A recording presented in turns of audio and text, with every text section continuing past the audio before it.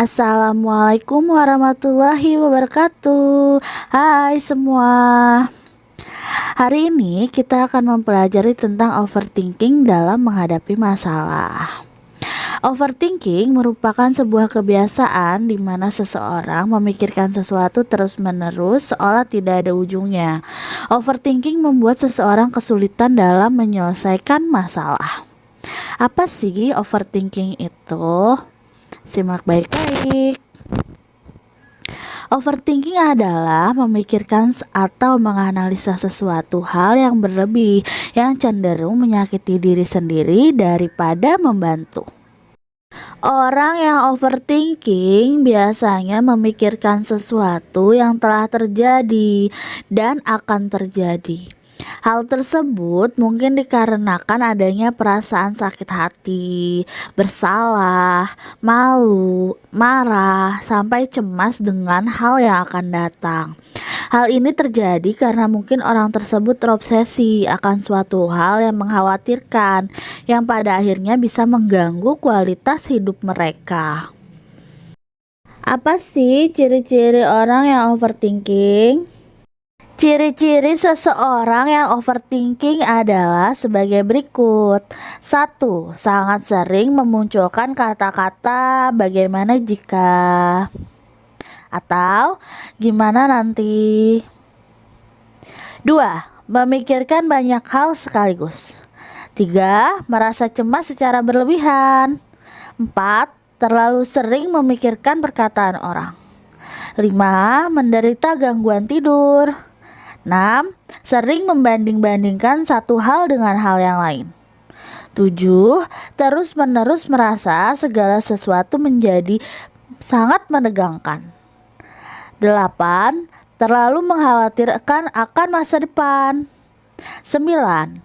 Sering memikirkan masa lalu atau suatu hal yang sudah terjadi. Apa penyebab dari overthinking? Penyebab overthinking: 1.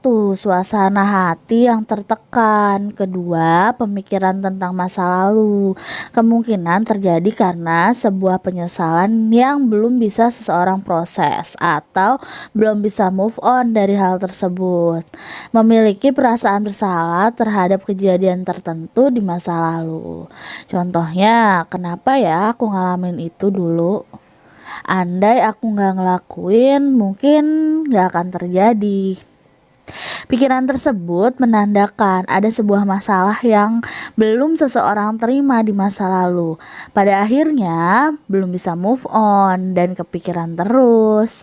Yang ketiga, pemikiran tentang masa depan. Ketika otak terlalu memikirkan sesuatu yang akan terjadi nanti. Hal ini akan membuat otak terus memikirkan hal tersebut yang belum tentu akan terjadi sesuai yang dipikirkan. Terlalu khawatir terhadap apa yang akan dialami di masa depan. Contohnya, apa ya yang akan terjadi? Nanti gimana ya kalau aku ambil ini? Apa ya yang akan terjadi? Nah, pemikiran-pemikiran yang seperti itu, yang berlebihan, yang masa depan nanti kamu gak akan tahu gimana hasilnya, itu yang menjadi orang overthinking. Apa sih dampak dari overthinking? Adapun dampak memiliki sikap overthinking yaitu 1. Gangguan makan. 2. Gangguan tidur. 3. Gangguan kecemasan.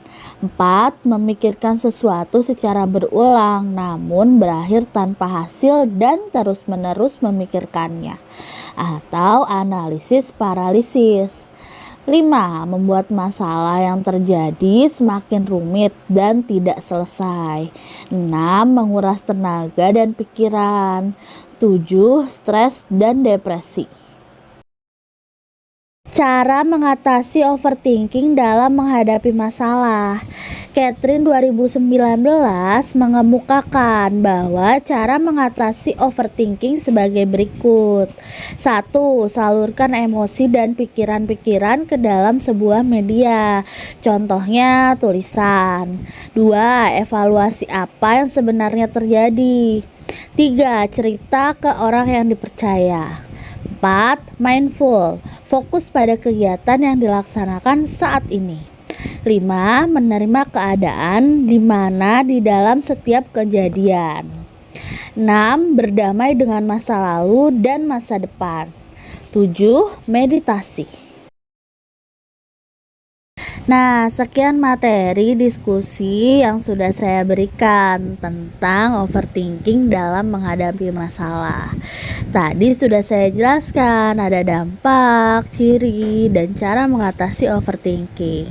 Tinggal kamu nih sekarang, bagaimana sih kamu dapat menghadapi masalahmu tanpa overthinking? Dan kata dari saya adalah kamu boleh mencemaskan masa depanmu, memikirkan bagaimana nanti ke depannya kamu akan melangkah. Tapi bukan berarti kamu memikirkan hal-hal yang negatif atau terlalu berlebihan memikirkan masa depanmu nanti.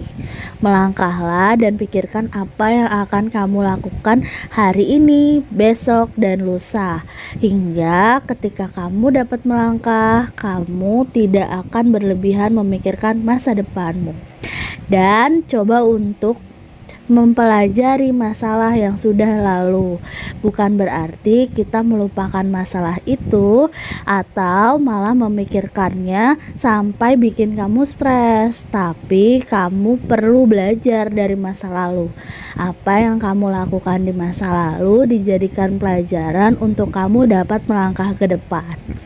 Next time kita akan bertemu lagi dalam diskusi materi yang lebih oke dan dapat kamu pelajari dalam kehidupan kamu sehari-hari. See you. Wassalamualaikum warahmatullahi wabarakatuh.